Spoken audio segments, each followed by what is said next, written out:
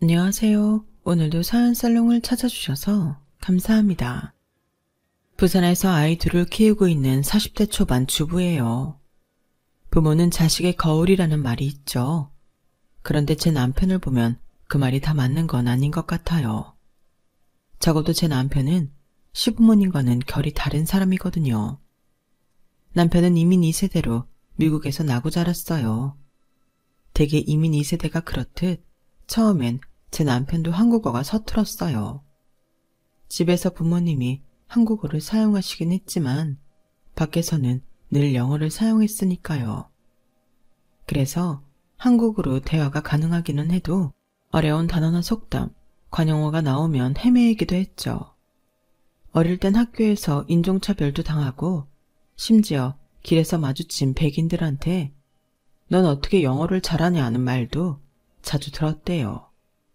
영어를 잘해서 칭찬을 하는 건데 이게 뭐가 문제냐고 할 수도 있겠지만 생각해보세요. 한국에 사는 한국인한테 한국어를 잘한다고 하지는 않잖아요. 그렇게 말을 한다면 거기에는 넌 우리나라 사람도 아닌데 어떻게 우리나라 말을 잘하니? 라는 뜻이 담긴 거니까요. 적어도 제 남편한테 그런 말을 했던 백인들한테는 제 남편이 미국인으로 받아들여지지 않았다는 거예요. 나고 자란 미국에선 미국인으로 받아들여지지 않고 부모의 고국인 한국에서는 한국인으로 받아들여지지 않는 모순이 발생한 거죠. 그렇다 보니 남편은 자라면서 정체성에 대한 고민을 많이 했다더군요. 어디에도 뿌리를 내릴 수 없는 자신이 마치 이방인 같았대요. 그런 남편을 다잡아준 건 다름 아닌 태권도였어요.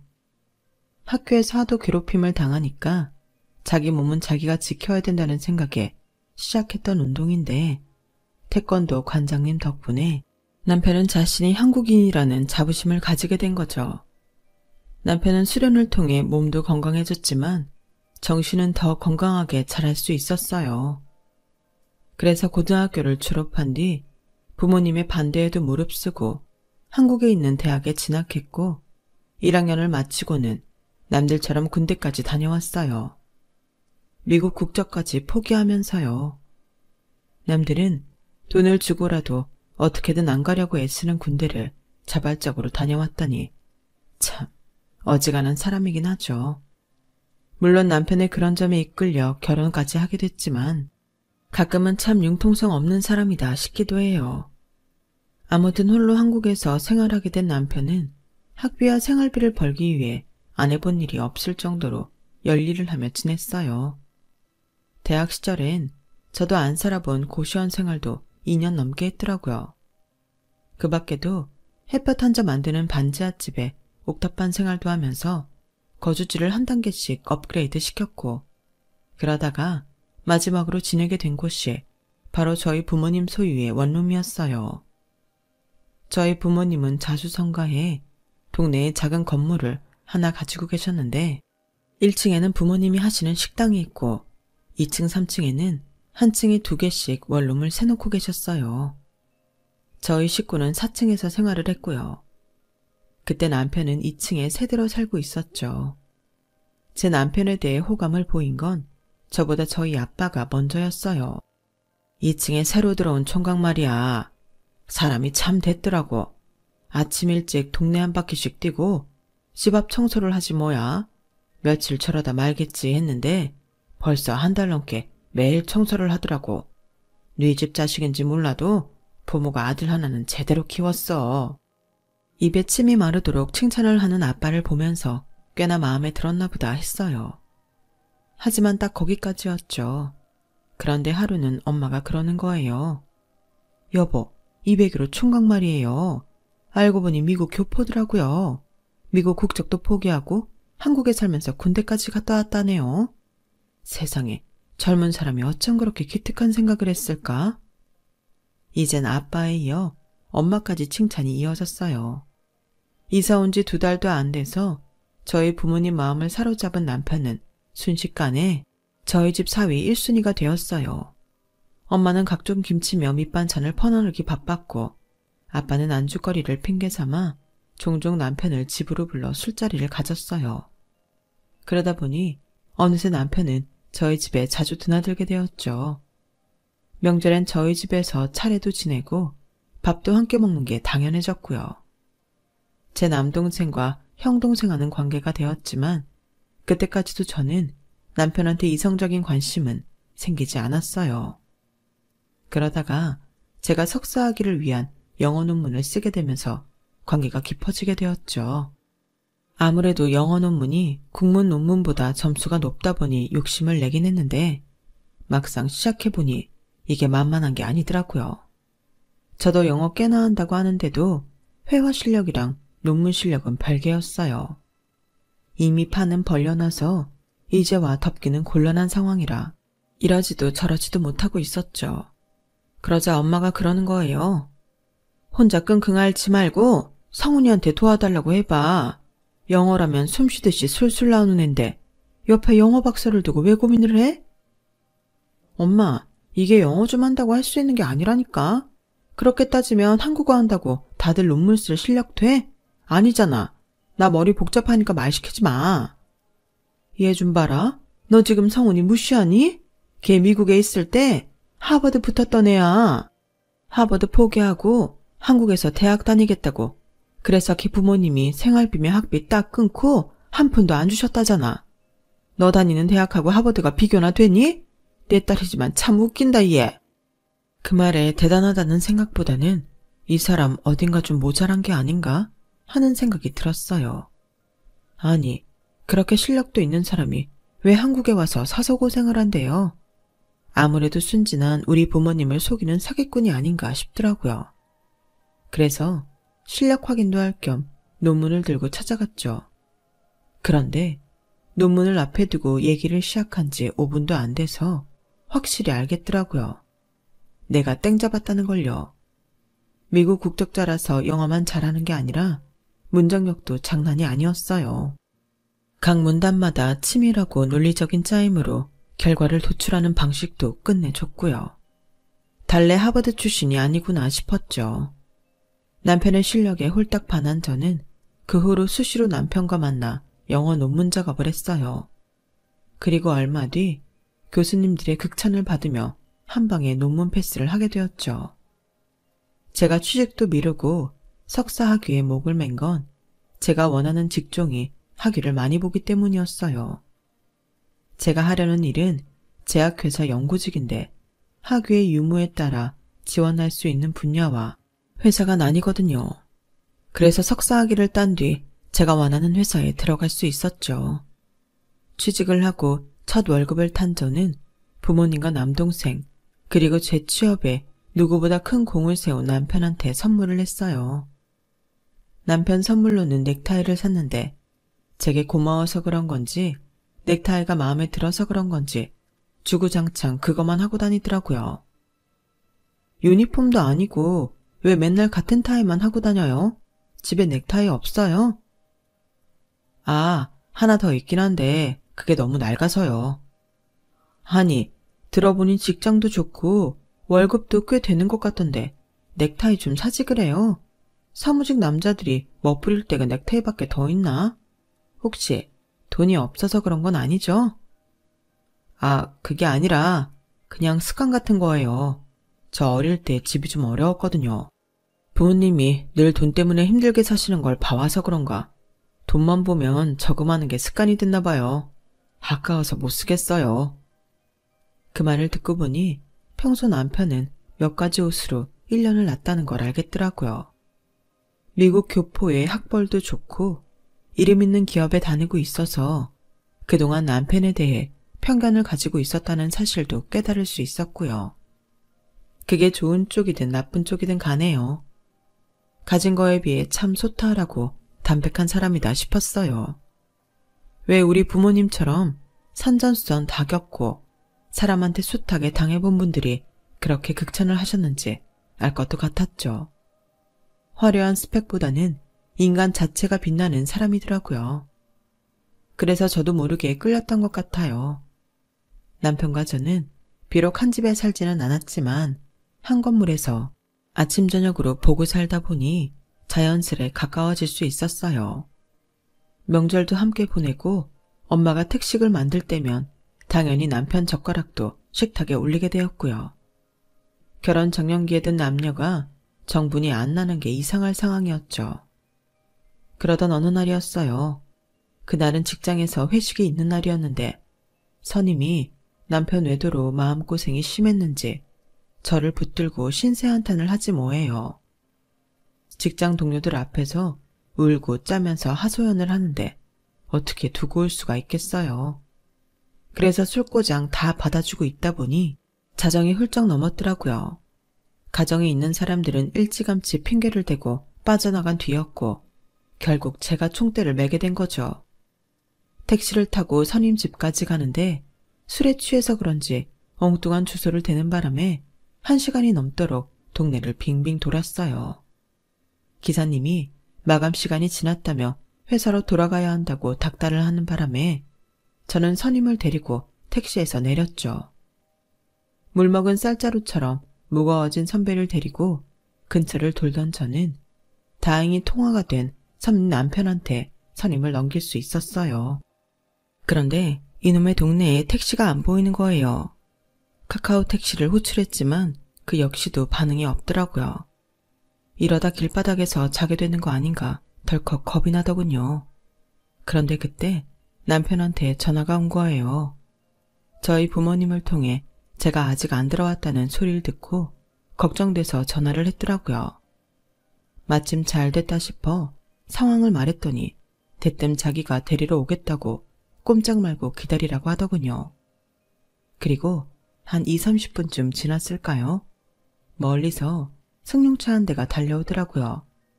아빠 차였어요. 그런데 운전석에서 나온 사람은 다름 아닌 남편이더라고요. 연세도 있으신 아빠가 밤운전 하시게 할 수 없어서 자기가 대신 왔다고 하더군요. 그러면서 다음부터 회식이 있을 때는 자기한테 연락을 하라는 거예요. 걱정돼서 잠이 안 온다나요? 그 말을 듣는데 심쿵하더라고요. 집까지 오는 차 안에서 심장이 콩닥거려서 미치는 줄 알았어요. 밖에까지 소리가 들릴 것 같았거든요. 그래서 괜히 고개를 돌려 시선을 창밖에 두고 있는데 남편이 그러더라고요. 그냥 우리 사귈까요? 그럼 정민 씨 회식 때도 당당하게 데리러 갈 수 있고 어디냐고 수시로 전화해도 되니까요. 아까도 전화할까 말까 많이 망설였어요. 아직은 나한테 그럴 자격이 없으니까. 걱정한다고 사귀는 게 말이 돼요? 좋아하면 몰라도. 그건 걱정 말아요. 좋아한 지는 한참 됐으니까. 그럼 우리 지금부터 사귀는 거예요? 아니 뭘 또 그렇게 급하게 해요. 나도 싫은 건 아닌데 그래도 이렇게 사귀는 건 좀 그렇지 않나 해서요. 남편은 횡설수설을 하는 저를 보고 빙그레 웃더니 제 손을 잡았어요. 손이 참 크고 따뜻하더라고요. 그렇게 우리는 세입자와 집주인 딸로 만난 지 2년 반 만에 연애를 시작하게 되었고 사귄 지 2년 조금 안 돼서 결혼을 하게 되었어요. 시부모님이 미국에 계셔서 첫인사는 화상전화로 드렸어요. 미국에 살고 계셔서 한국 부모님들보다는 좀 깨어있는 분들일 줄 알았는데 의외로 아니더라고요. 결혼을 하겠다는 말에 어머님이 대뜸 이러셨거든요. 아니, 장남도 아직 결혼을 안 했는데 차남이 네가 먼저 하겠다고? 이게 무슨 경우 없는 짓이니? 결혼을 서두르는 이유라도 있는 거니? 애라도 생긴 거야? 어머니, 아니에요. 형이 만나는 사람이 있다면 형 결혼할 때까지 기다리겠지만 없으니까 먼저 준비된 우리가 하겠다는 거죠. 그리고 애가 생겼으면 축복해달라고 먼저 말씀드렸을 거예요. 얘는 못하는 소리가 없어. 결혼도 안 한 상황에 애를 갖는 게 말이 되니? 난 결혼 전에 몸 함부로 굴리는 여자 며느리로 안 본다. 자고로 신부감은 남자를 모르는 여자를 골라야 돼. 왜 새거도 많은데 헝거를 골라? 절대 그러면 안 돼. 옆에서 그 말을 듣는데 이건 웬 조선시대? 하는 생각이 들더라고요. 물론 혼전 임신을 추천하는 건 아니지만 그걸 여자한테 책임을 떠넘긴다는 건 말이 안 되는 거잖아요. 게다가 헝거라니요. 솔직히 그날 통화를 끝내고 잠시 고민을 했어요. 이런 시부모 밑에서 살 수 있을까 하는 걱정 때문이었죠. 남편만 보면 더없이 훌륭한데 아무리 봐도 시어머니 자리는 영 탐탁치 않았어요. 그래도 다행이라면 다행이랄까? 시댁이 미국에 있어서 자주 보지는 않아도 된다는 거였죠. 그래서 남편만 보자는 생각으로 결혼을 감행했어요. 시부모님이 한국에 들어올 상황이 안 된다고 하셔서 결혼식은 한국에서 한 번, 미국에 가서 한 번 더 했어요. 미국에서 한 결혼식의 하객은 남편 친구들 몇몇을 빼면 시부모님이 다니는 교회분들이 대부분이었어요. 그런데 결혼식을 마친 뒤 축의금을 정리하던 아버님이 그러시더라고요. 하객들 대부분이 나랑 집사람 지인이니까 축의금은 우리가 챙기마. 어차피 결혼식이라는 게 부모들이 그동안 뿌린 거 거두는 날 아니겠니? 그러니 그렇게 알아라. 솔직히 처음부터 축의금을 챙길 생각은 없었어요. 신혼여행차 미국에 왔다 생각하면 항공료 나간 것도 아깝지는 않았으니까요. 그래도 대놓고 그런 말씀을 하시니 좀 놀라기는 했어요. 한국에 돌아와 엄마한테 그 얘기를 했더니 그래? 미국에 오래 사신 분들이라 그런가? 따지고 보면 틀린 말은 아니니까. 얼마 안 되는 돈으로 얼굴 붉힐 일 없다는 게 저희 부모님 입장이라 저도 축의금 일은 잊기로 했어요. 그런데 축의금 문제는 그렇게 계산이 철저한 분들이 다른 면에 있어서는 계산이 흐리더라고요. 저희 집이 식당을 한다고 해서 그런가 툭하면 식재료를 보내달라는 요구를 하셨거든요. 그것도 돈 한 푼 안 보내시면서요. 처음엔 시부모님 드실 건데 뭔 돈을 받나 싶어서 그냥 보내드렸는데 이게 한두 번으로 끝나지 않았다는 게 문제였죠. 아가, 그 된장 말이다. 지난번에 보내준 걸로 3통만 더 보내렴. 교회분들이 우리 된장을 얼마나 좋아하시나 몰라. 그리고 보내는 김에 말린 고사리랑 미역도 좀 보내. 한꺼번에 담아서 보내지 말고 한 번 먹을 분량씩 진공 포장해서 보내라고. 그래야 먹기도 편하잖니. 아, 네 시아버지가 홍삼 진액도 사보내라신다. 결혼식 때 네가 가지고 온 그 브랜드로 한번 드셔보시더니 이젠 아침마다 찾으시지 뭐니? 된장, 고추장, 심지어 손톱깎이 하나까지 사보내라고 하시는데 좀 너무하다 싶더라고요. 주변에 얘기를 들어보니 미국엔 한인 마트도 많고 심지어 중국 마트에도 한국 된장이며 김치까지 다 판다는데 굳이 비싼 항공 배송비를 물어가며 보내달라고 하시는 이유를 모르겠더라고요. 그뿐인가요? 시부모님 드실 것만 보내라는 게 아니라 철철이 주변에 선물할 것까지 죄다 리스트를 뽑아 보내시며 사보내라고 하시니 매달 시댁에 들어가는 돈만 해도 수십만 원이 됐어요. 명절 앞두고는 40~50만 원은 기본이었고요. 엄마는 그래도 시집살이 안 하고 사는 게 어디냐며 서운하시지 않게 보내드리라고 하시지만 솔직히 기분은 안 좋더라고요. 그래서 한편은 남편한테 그 얘기를 했더니 대뜸 시부모님께 전화를 하더라고요. 어머니, 이런 거 한인마트에 다 팔잖아요. 이거를 왜 와이프한테 보내라고 하세요? 그것도 매번 공짜로요. 그러지 않았으면 좋겠어요. 왜? 네 처가 뭐라고 그러니? 얘 아주 못된 애네? 시애미 앞에선 고분고분한 척하더니 뒤에서는 남편을 쥐잡듯 잡나 보구나. 그러니 네가 이런 일로 엄마한테 잔소리를 하지. 근데 아들이 잘 몰라서 그러는데 엄마도 한국 살 때는 시부모님한테 그렇게 해드리면서 살았어. 그래도 네 처는 우리가 미국에 있어서 시집살이도 안 하고 살잖니. 엄마가 한국에 살 때 비하면 네 처는 엄청 편하게 사는 거야. 어머니, 요즘 한국 시어머니들은 어머니처럼 안 그래요. 며느리 괴롭히지도 않고 생일에 옷도 사두고 주말에 마트도 데리고 가고 그런다고요. 말도 안 되는 소리 마라. 그건 다 방송에서 가짜로 지어내서 하는 소리야. 어디 시어머니들이 며느리 생일 선물을 사주고 딸처럼 데리고 다니니? 우리 때는 시어머니 옆에서 밥수저도 제대로 못 들었어. 어디 감히 시어머니랑 겸상을 해? 말도 안 되지. 네 처가 참 그렇게 우리한테 돈 쓰는 게 아깝다고 그러면 앞으로는 하지 말라고 그래. 엄마도 며느리한테 뒷얘기 들으면서 그깟 거 받고 싶지 않으니까. 어머니, 그렇게 감정 앞세워 말하시면 안 되죠. 와이프도 한다고 하는데 어머니도 조금 양보해 주시면 되잖아요. 우리 대화로 잘 풀어요. 네? 남편은 한참이나 시어머니를 설득했어요. 그렇게 해서 타협을 본 결과는 이랬어요. 명절이나 어버이날, 부모님 생신 때 보내드리는 선물은 무조건 공짜. 그 기간에 시부모님이 요구하시는 건 쌀이든 옷이든 된장이든 뭐든 공짜로 보내드리지만 그 외 기간에 보내라고 하시는 건 비용 청구를 하겠다. 이게 참 야박한 것 같지만 저희 시부모님한테는 이렇게 안 하면 끝도 없이 요구를 하시거든요. 그런데 이 타협안에도 허점은 있었어요. 그건 바로 가격과 종류 그리고 양이었죠. 타협안에 명시된 그날이 다가오면 시어머니는 엄청난 리스트를 쭉 뽑아서 제게 메일을 보내셨는데 그 종류와 양이 엄청 낮다는 거예요. 그러니 돈도 그만큼 많이 들 수밖에요. 엄마, 우리 시부모님 정말 너무한 거 알아? 어버이날이라고 아버님은 공진당 10박스에 홍삼 절편 20박스나 보내달래. 어머님은 또 어떻고 올 겨울에 입을 구스다운 패딩에 큰아들 보러 달라스에 가신다고 왕복 항공권까지 사달라셔. 무슨 날만 되면 한미천 잡으려는 사람들처럼 이러시는데 정말 미치겠다니까. 이럴 거면 차라리 한국에 사는 시부모님이 낫겠어. 너무 그러지 마라.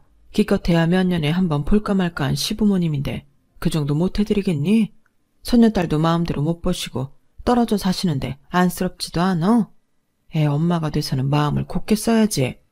그래야 나중에 네 딸이 좋은 시부모님 만나지. 베푼 만큼 복 받는다 생각하고 좋은 마음으로 해드려. 엄마 말이 틀린 것만은 아니었어요. 사실 저도 마음에 걸리는 부분이 있긴 했거든요. 결혼하고 이듬해 제가 딸을 낳았지만 그때도 시부모님은 한국에 들어오지 못하셨어요.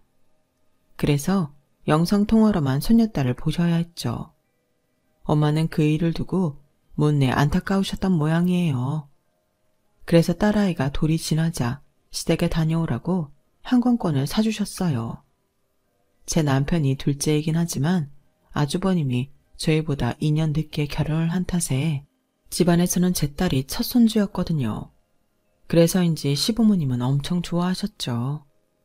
그래서 미국에서 지내는 일주일 동안 두 분은 손녀딸을 손에서 놓지 않으실 정도였어요. 눈에 넣어도 아프지 않을 손녀딸을 멀리서 영상으로만 봐야 하니 얼마나 가슴이 아프시겠어요. 그래서 이번 일도 그래, 내가 참자 하는 생각으로 넘기고 말았죠.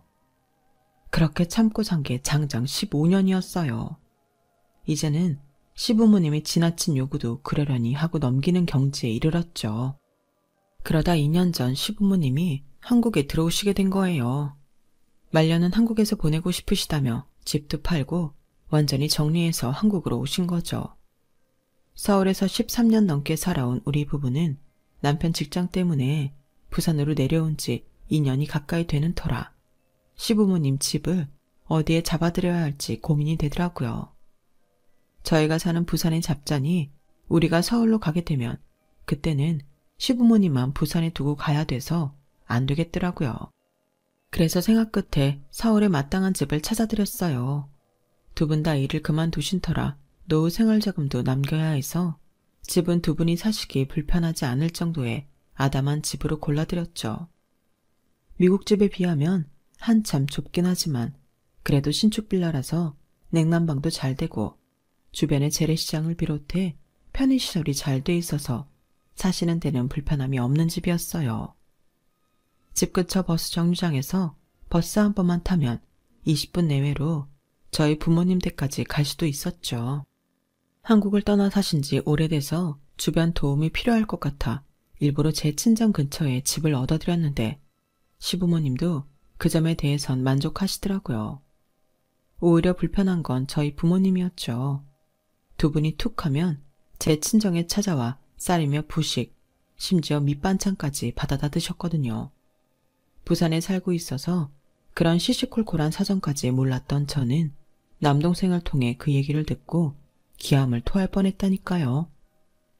누나, 사돈어른 말이야. 진짜 얼굴에 철판 까신 것 같아. 어제는 우리 집에 와서 아빠 겨울 점퍼가 마음에 든다고 그걸 달라고 하더라니까. 난 내가 잘못 들은 줄 알았어. 그냥 달래. 자기 마음에 든다고. 기가 막히지 않아? 사부인은 또 어떻고. 엄마가 친구분들이랑 같이 맞췄던 진주 목걸이 알지? 사부인이 자기는 목이 길어서 진주 목걸이가 잘 어울린다면서 기어이 그걸 받아갔다니까. 완전 2인조 강도 같았어.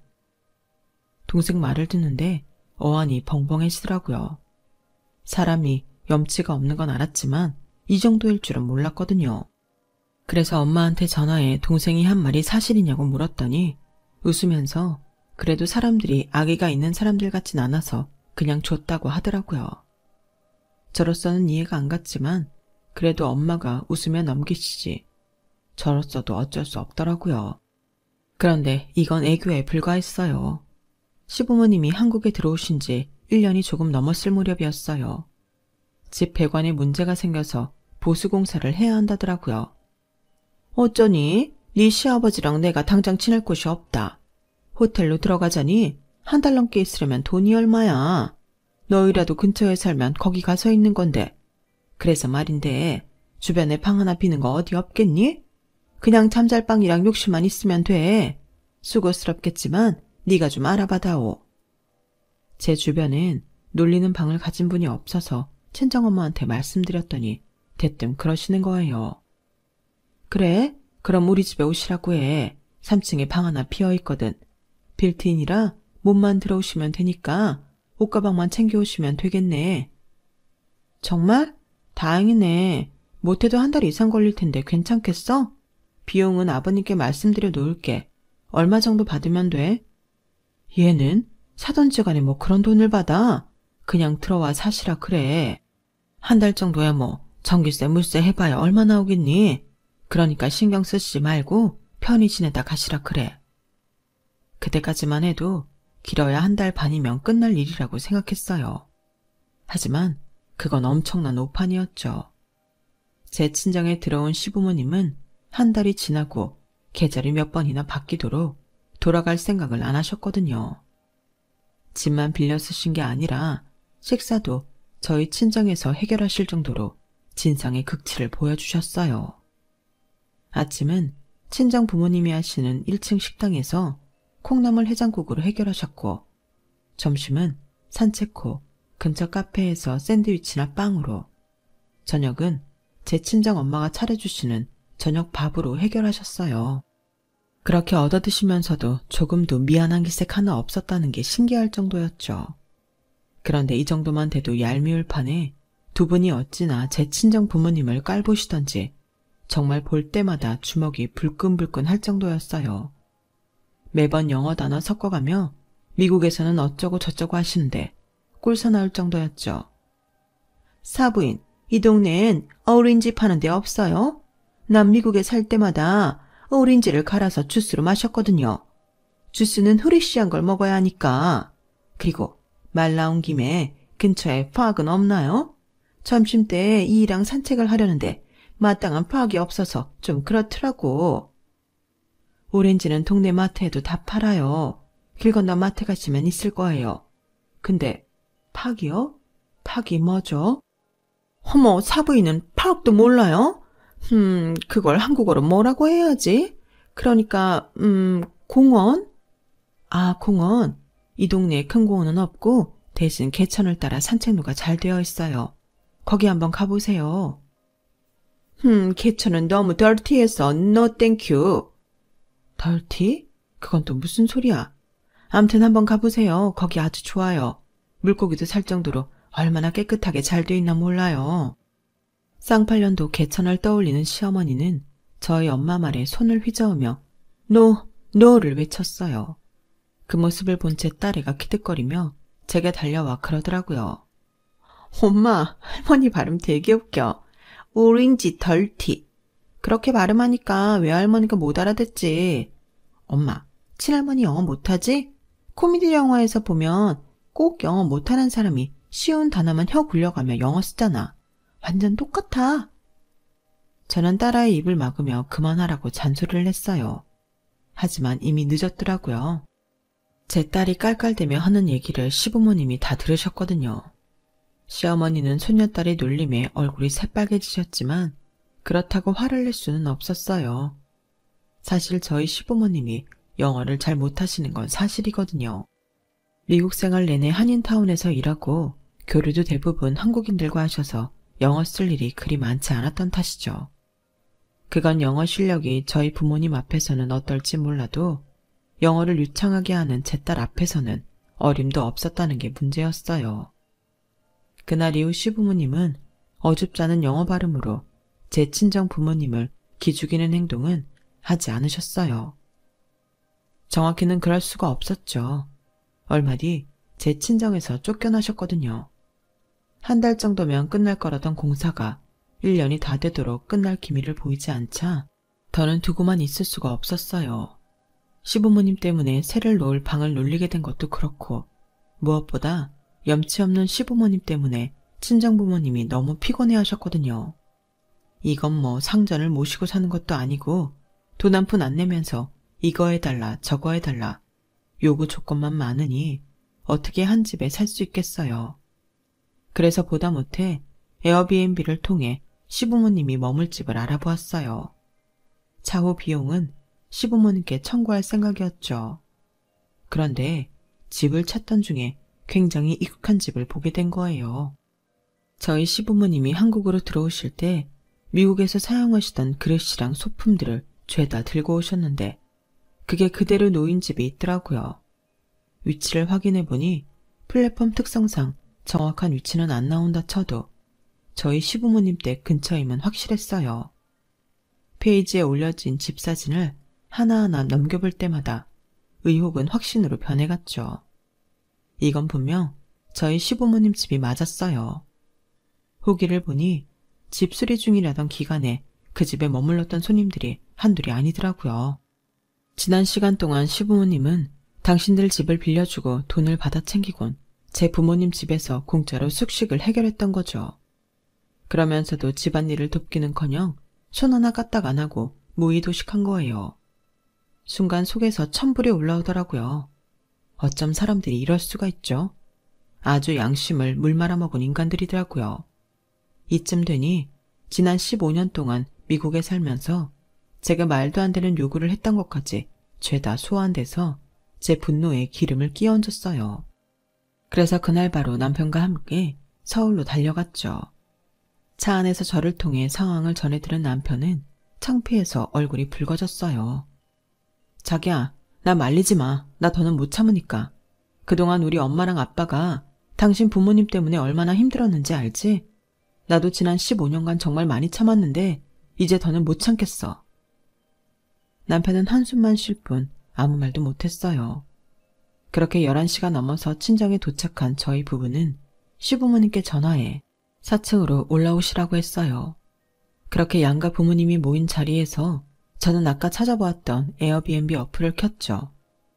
어머님, 아버님, 집 공사는 아직인가요? 예, 너 지금 그 건물이라고 이 시간에 서울까지 와서 시부모를 부른 거냐? 얘 정말 개념 없는 애네? 이보세요, 사돈. 얘가 이럽니다. 도대체 애 교육을 어떻게 시켰길래 이런 막대먹은 짓을 한답니까? 애티튜드가 빵점이에요.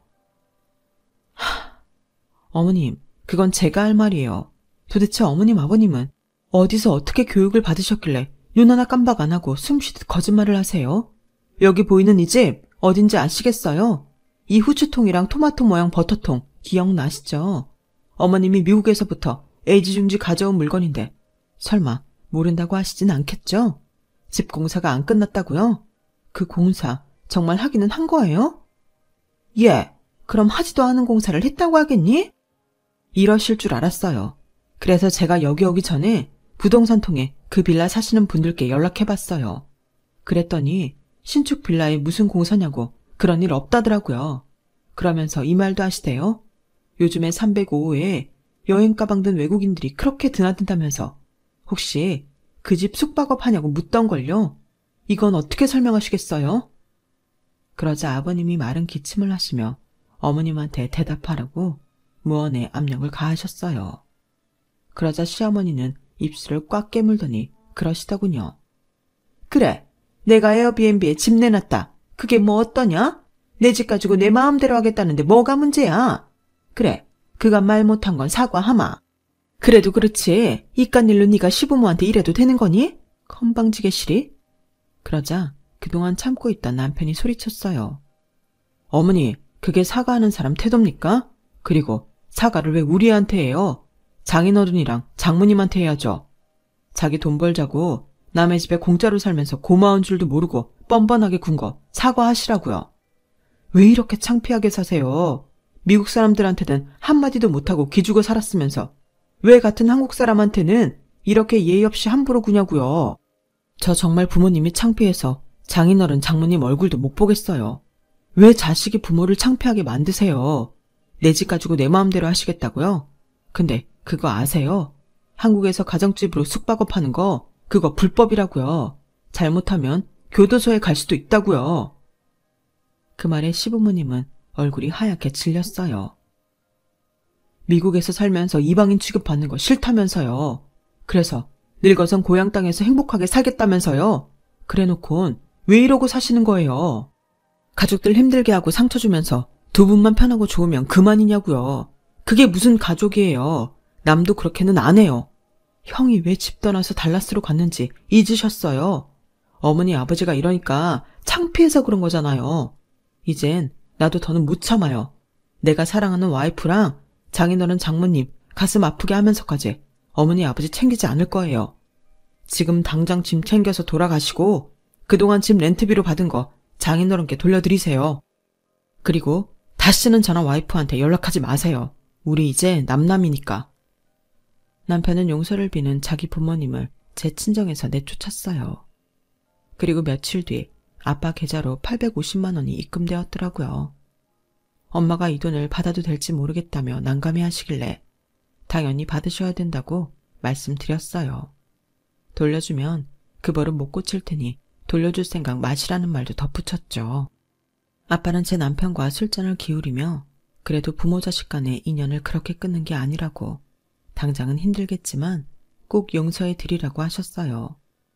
솔직히 저는 당장 용서는 못 해드릴 것 같아요. 지난 15년 동안 당하고 산 것도 그렇고 이번 일을 통해 사람은 변하지 않는다는 걸 확실히 깨달았으니까요. 하지만 언제가 됐든 남편이 자기 부모님을 용서하고 받아들인다면 반대할 생각은 없어요. 다만 전처럼 마음을 다해 대할 수는 없을 것 같네요. 소중한 사람은 소중하게 대해줘야 서로의 마음을 확인할 수 있는 건데 마음을 그냥 거저 얻으려고 한다면 그게 도둑하고 뭐가 다를까요? 시부모님들도 잘 알고 계셨으면 좋겠어요. 지금까지 제 사연을 들어주셔서 감사합니다. 가족과 함께 행복하세요. 여러분, 사연 댓글에 응원과 현명한 조언 부탁드려요. 좋아요와 구독은 저에게 큰 힘이 됩니다. 오늘도 좋은 일 가득하세요.